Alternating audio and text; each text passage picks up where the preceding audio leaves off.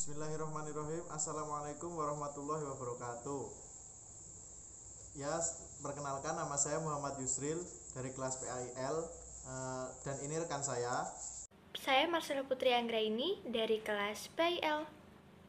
Perkenalkan, nama saya Mega Safita Putri, saya dari kelas PAIL semester 3. Ya, kali ini kami akan mempresentasikan hasil dari makalah kami atau diskusi kami tentang mata kuliah perkembangan kurikulum yang bertemakan landasan-landasan perkembangan kurikulum. Nah, apa itu landasan perkembangan kurikulum? Nah, landasan perkembangan kurikulum itu pada intinya, itu tahapan awal dalam kita itu merancang kurikulum. Jadi dalam tahapan awal tersebut nanti kita akan bisa melandaskan perkembangan kurikulum dengan poin-poin yang akan disampaikan setelah ini.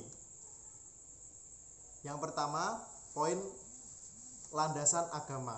Apa itu landasan agama dalam perkembangan kurikulum? Nah, seperti yang kita ketahui, landasan itu adalah dasar. Jadi, dasar dari agama untuk mengembangkan kurikulum itu apa? Seperti itu. Nah, kalau di sini landasan agama ini muncul dari pemikir Islam atau filsuf-filsuf Islam yang berdasarkan Al-Quran dan As-Sunnah. Nah, terus ada lagi dari sumber ijtihad. Dari sumber-sumber inilah aspek-aspek atau unsur-unsur pendidikan dikembangkan, seperti perumusan tujuan pendidikan, materi, dan strategi pelaksanaannya. Saya akan melanjutkan presentasi dari Mas Yusril terkait landasan pengembangan kurikulum, dan saya akan menjelaskan tentang landasan filosofis. Perlu kita ketahui, filosofis adalah sesuatu yang dilakukan berdasarkan filsafat.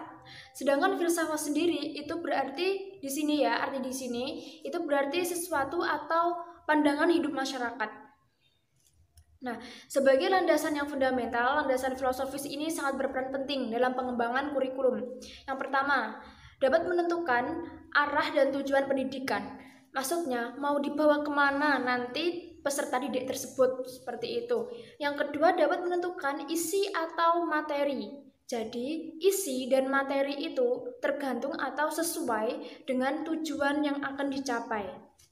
Yang ketiga, yaitu dapat menentukan strategi atau cara pencapaian tujuan. Filsafat sebagai sistem nilai, maksudnya sistem nilai itu di Indonesia, di negara kita, sistem nilainya itu falsafah negara atau Pancasila. Jadi diharapkan peserta didik nanti sesuai dengan nilai-nilai sila-sila atau norma-norma Pancasila, seperti itu. Dan yang terakhir, filsafat dapat menentukan tolak ukur keberhasilan proses pendidikan. Jadi sebagai ukuran proses pendidikan peserta didik tersebut. Saya akan melanjutkan presentasi dari Mbak Syafita. Di sini saya akan membahas tentang landasan yuridis. Landasan yuridis yaitu ketentuan hukum yang dijadikan dasar untuk pengembangan kurikulum dan mengharuskan adanya kurikulum baru. Secara yuridis, kurikulum adalah suatu kebijakan publik yang didasarkan pada dasar filosofis bangsa-bangsa dan keputusan yuridis di bidang pendidikan. Landasan yuridis kurikulum adalah Pancasila dan Undang-Undang 1945. Undang-Undang Nomor 20 Tahun 2003 tentang Sistem Pendidikan, Peraturan Pemerintah Nomor 19 Tahun 2005, dan Peraturan Menteri Pendidikan Nasional Nomor 23 Tahun 2006 tentang perubahan metodologi pembelajaran dan penataan kurikulum, standar nasional pendidikan, pembangunan nasional, dan penyempurnaan kurikulum.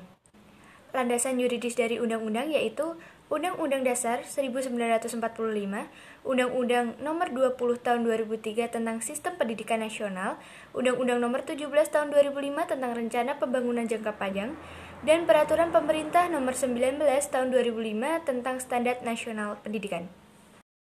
Ya, selanjutnya yaitu landasan psikologi. Nah, pada dasarnya manusia tidak mungkin lepas dari unsur-unsur psikologi.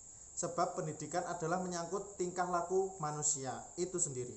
Oleh karena itu, dalam proses belajar mengajar selalu dikaitkan dengan teori-teori perubahan tingkah laku.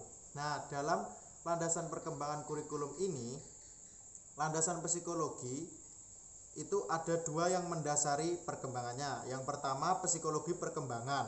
Nah, bidang ini mempelajari mengenai perilaku individu berkenaan dengan perkembangannya, seperti hakikat perkembangan, tahapan perkembangan, dan aspek-aspek perkembangan, dan lainnya lagi.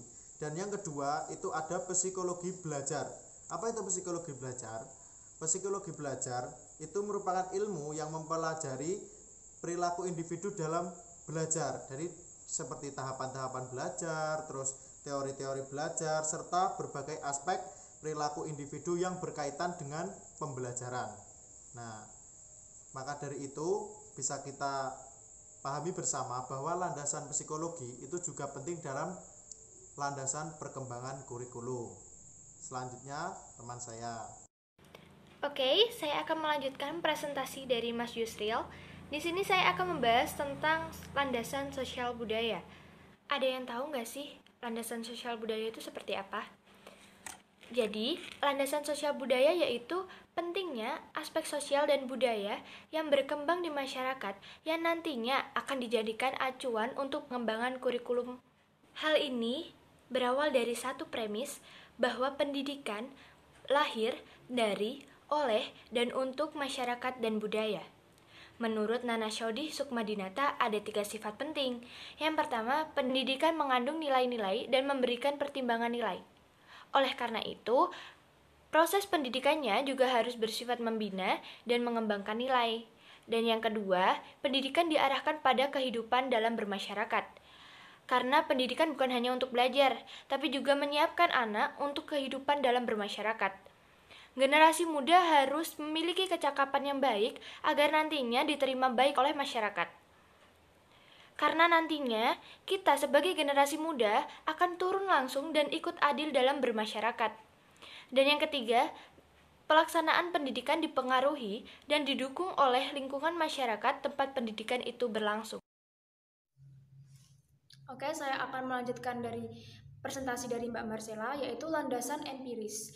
Empiris di sini adalah landasan yang berdasarkan pada kenyataan yang terjadi. Dan landasan empiris itu adalah suatu keadaan yang berdasarkan pada kejadian nyata yang dialami, di mana kejadian itu diperoleh dari penelitian atau observasi. Jadi gini, dalam landasan empiris ini, peserta didik itu tidak hanya dalam pembelajaran kognitif saja, tetapi juga pembelajaran di lapangan. Jadi seimbang antara pembelajaran eksternal siswa dan internal siswanya itu seimbang. Di kelas dapat, di lapangan juga dapat, seperti itu. Lalu selanjutnya yaitu landasan terakhir, landasan iptek atau landasan ilmu pengetahuan teknologi. Nah, kan sekarang ini ya, teknologinya kan semakin berkembang. Jadi kurikulum itu juga harus menyesuaikan sesuai kondisi dan situasi perkembangan teknologi saat ini. Tetapi meskipun menyesuaikan, tetapi juga harus memperhatikan aspek ini antara dampak-dampaknya ini agar kurikulum itu berjalan dengan baik. Oke, segitu dulu yang bisa kami sampaikan tentang materi landasan pengembangan kurikulum. Semoga bermanfaat untuk teman-teman semuanya dan bisa membuka wawasan kalian tentang apa sih landasan pengembangan kurikulum itu. Sekian dulu, kurang lebihnya mohon maaf. Wassalamualaikum warahmatullahi wabarakatuh.